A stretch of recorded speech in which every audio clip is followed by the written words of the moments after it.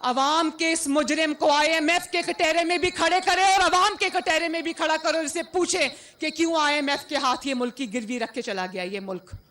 आज अगर हम चाहें भी तो दिन रात की सर तोड़ कोशिशें कर रहे, मैं खुदा को गवाह बनाकर कहती हूं, शहबाज शरीफ साहब 6 बजे काम, साहब सुबह फजर के बाद काम शुरू करते हैं, लेकिन ये कोई ऐसी जो ये 4 साल का गंद और तबाही मचा कर गया है, ये 2-4 महीनों में ठीक होने की चीज नहीं है। लेकिन यकीन रखना कि अगर 3 दफा जब भी आपने इक्तदार दिया, मुस्लिम लीग नून को मुल्क को तरक्की के ऊपर रास्ते पर डाल गई।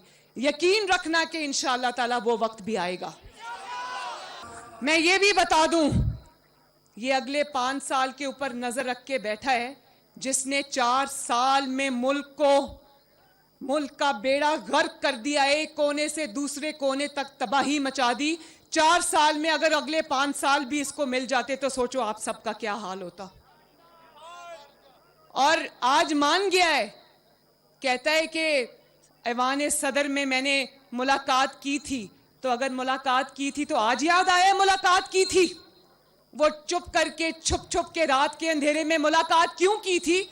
वो इसलिए की थी कि शायद दोबारा से साजिश करने का मौका मिल जाए, और वो मुलाकात कामयाब नहीं हुई तो आज सब मीर जाफर भी हो गए, मीर सादिक भी हो गए।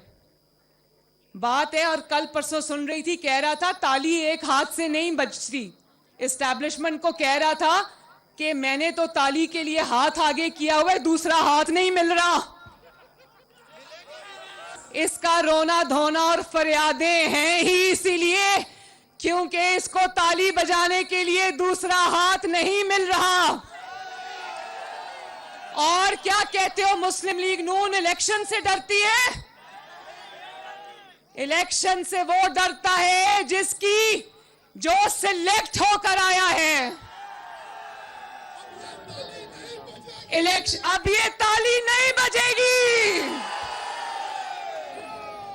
इलेक्शन से सिलेक्शन वाले डरते हैं, मुस्लिम लीग नून नहीं डरती। और आओ आकर देखो, तुम जमान पाक में छुपकर बुज़दिलों की तरह बैठे हो, मुस्लिम लीग नून मैदान में इलेक्शन की तैयारी शुरू कर चुकी है। और अल्लाह ताला के फजलो करम से, आप सबकी सपोर्ट से ये इलेक्शन में हम उतरे हैं, इलेक्शन हारने के लिए नहीं, इलेक्शन जीतने के लिए उतरे हैं। और ये भी सुन लो, वो जो 2018 में तुम्हारी सिलेक्शन कमेटी थी ना, वो अब टूट गई है। अब तुम्हें फिक्र होनी चाहिए। सिलेक्टर्स घर चले गए हैं, और ना सिर्फ घर चले गए हैं बल्कि दोनों हाथों से उन्होंने अपने कान पकड़े हुए हैं।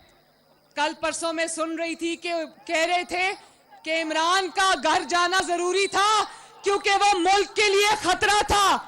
जिस खतरे का आपको आज पता चला है, मुस्लिम लीग नून वो खतरा पाकिस्तान के लिए 2011 में ही भाप गई थी।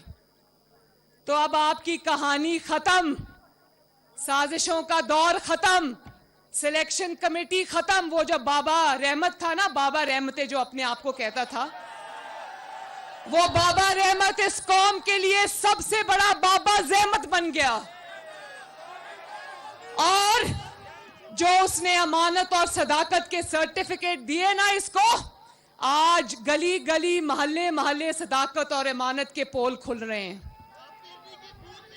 कोई वो घड़ी चोरी को रो रहा है, तोहफे बेच कर खा गया,